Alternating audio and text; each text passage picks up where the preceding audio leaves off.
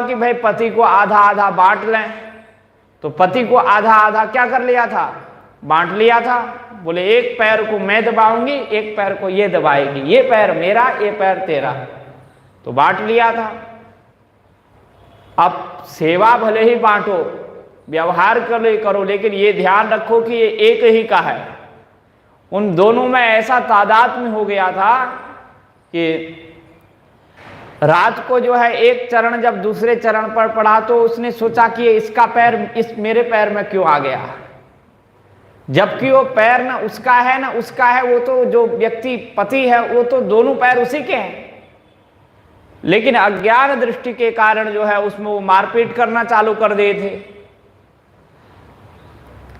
तो उसी प्रकार भगवान सब जगह है, सर्वव्यापक है, सब रूपों में है, इसलिए किसी के प्रति द्वेष नहीं करना। निर्वैरः सर्वभूतेषु, सभी प्राणियों के प्रति जो निर्वैर हो जाता है और मेरा भक्त मेरे लिए कर्म करता है, मेरे परायण हो जाता है, तो वह वैर रहित जो भक्त होता है वो अनन्य भक्ति से युक्त पुरुष ही मुझको प्राप्त करता है। स यह स मामेति पांडव, हे पांडव, हे पांडव के पुत्र अर्जुन, वही मुझे प्राप्त करता है जो सभी प्राणियों में द्वेष नहीं करता, सभी प्राणियों से वैर रहित होता है, वो मुझसे प्रेम, वो मुझे प्राप्त होता है।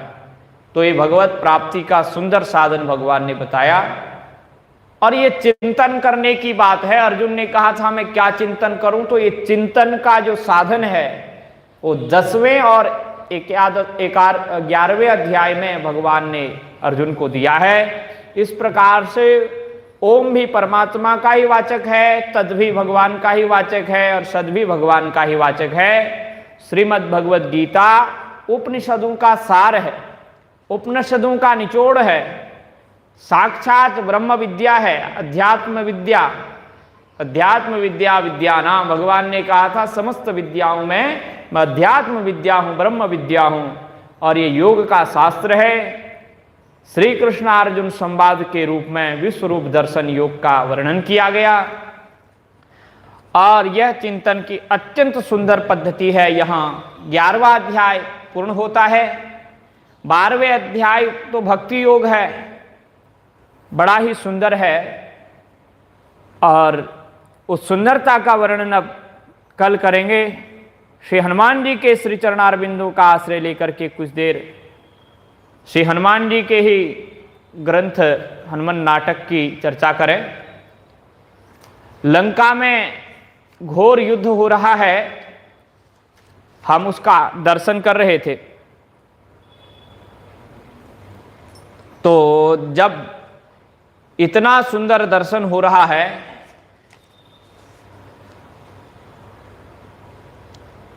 राक्षसियों ने भगवान श्री राम को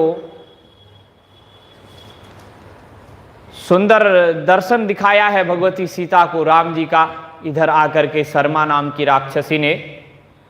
और उधर रावण तो भगवती सीता के ऊपर क्रोधित होता ही रहता है और वो वहां जाकर के डांटता है, कभी राम जी का जो है धड़ दे करके आता है, देख ले, ये देखो मैंने राम जी का सिर काट दिया, वो मर गया, अब सीते तुम मेरे से प्रेम करो। तब वहां शर्मा नाम की भगवती तो खूब रुदन करती हैं, लेकिन शर्मा नाम की राक्षसी को दया आती है और वो कहती है जानकी त्वम न जानी से रावणस्याति दारुणम माया मासाद्य मा भैसी रामः कामं सजीवति।